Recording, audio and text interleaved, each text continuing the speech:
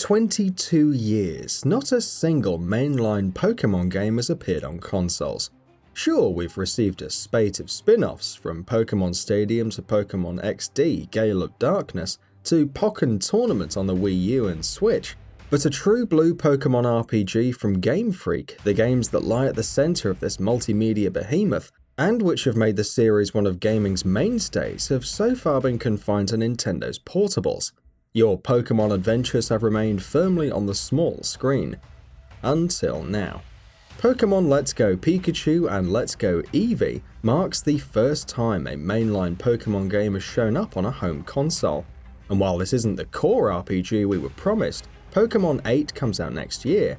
It's a game that lives up to the unenviable billing all the same. By making a series of daring decisions, a lot of which prove divisive in the run-up to the game's launch, but end up paying off in spades in the final product, Pokemon Let's Go ends up becoming one of the most refreshing games the franchise has had in years. Let's Go goes back to the basics of Pokemon in every way. The game acts as a sort of retelling of Pokemon Yellow from the very first generation of the series. Thus, we are returned to Kanto, the land the first games took place in, and we're left with only the original 151 Pokemon, and we're surrounded by familiar faces, such as Brock, Misty, Jessie, James, and Giovanni. If you grew up on Pokemon, and especially with the very first set of games, there's no quantifying just how much nostalgia Let's Go will stir in your soul. Seeing that original adventure, which was monochromatic 8-bit on the blurry Game Boy screen, brought to life in glorious HD on your TV hits hard, and more than anything else, acts as a testament to just how far this franchise has come in 22 years. The original Pokemon adventure was a simple one.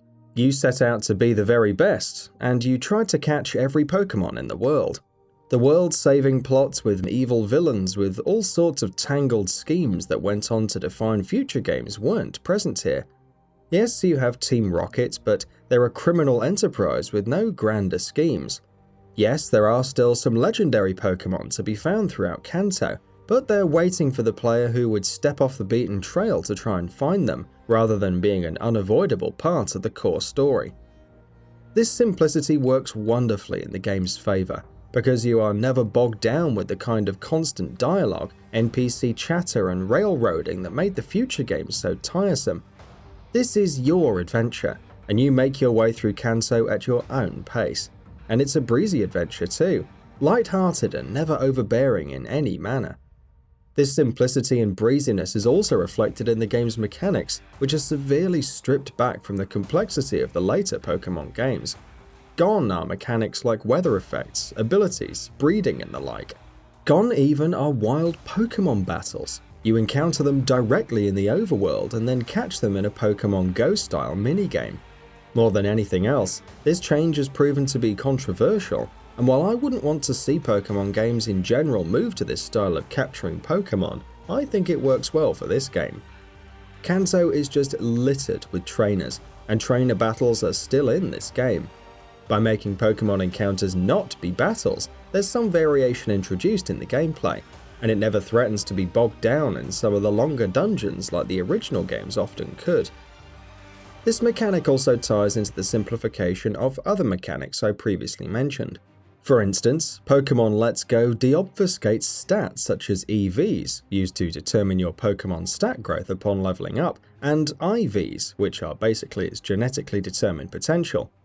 Catching multiple Pokemon gets you candy, like in Pokemon Go, and this candy can then be directly used to control growth of certain stats for your Pokemon, without having to engage in the sort of EV training that made raising Pokemon beyond a casual level so daunting in past games. Again, this is not something I would necessarily wish for every game in the series to adopt from here on, but it works well within the context of what Let's Go tries to do.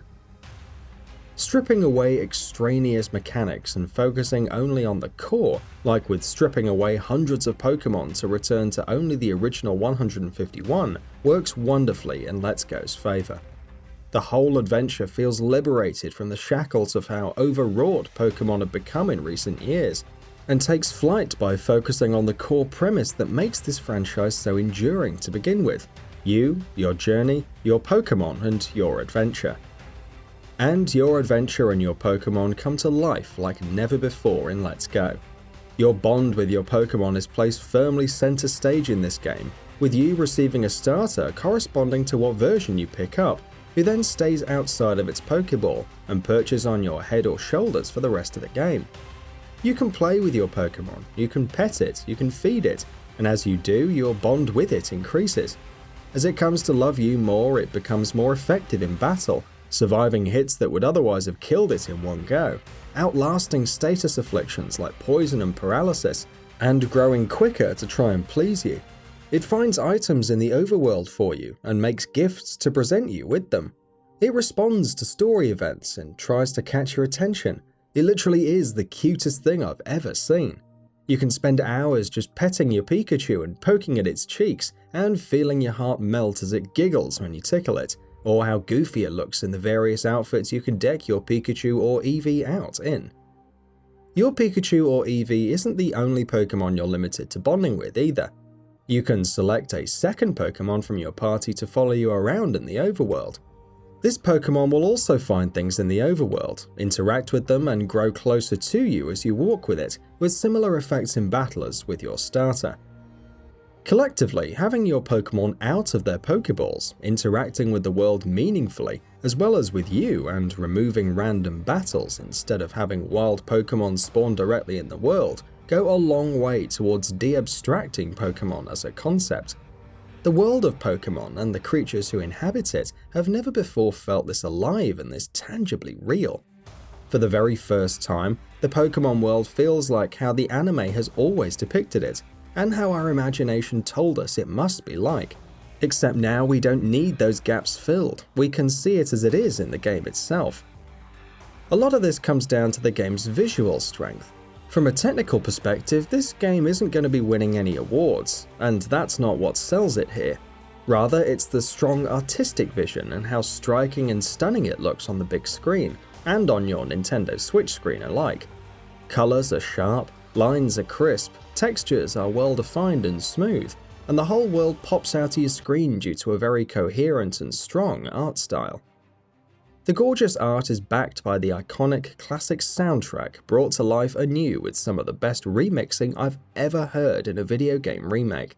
Junichi Masuda, the director of Let's Go, was the original music composer for Pokemon Red, Blue and Yellow, and he deals a knowing but respectful hand to the original music, with some very smart instrumentation to make the soundtrack suitably appropriate to the gravitas, or lack thereof, as and when applicable, of what unfolds on the screen.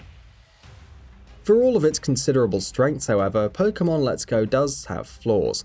The game's performance in handheld mode, for example, can be bafflingly incompetent, with frame rate perceptibly dropping in areas with heavy foliage and lots of Pokemon spawns. Then too is the question of the game's controls. In docked mode, you play with one Joy-Con, and one Joy-Con only, and during wild Pokemon encounters you must mime the Pokeball throwing motion to throw the Pokeball at the wild Pokemon you're facing. In handheld mode it's a bit better, as you just use the gyro to aim, and use a button press to actually trigger the Pokeball throw, but it's a bit perplexing as to why regular controls aren't supported at all.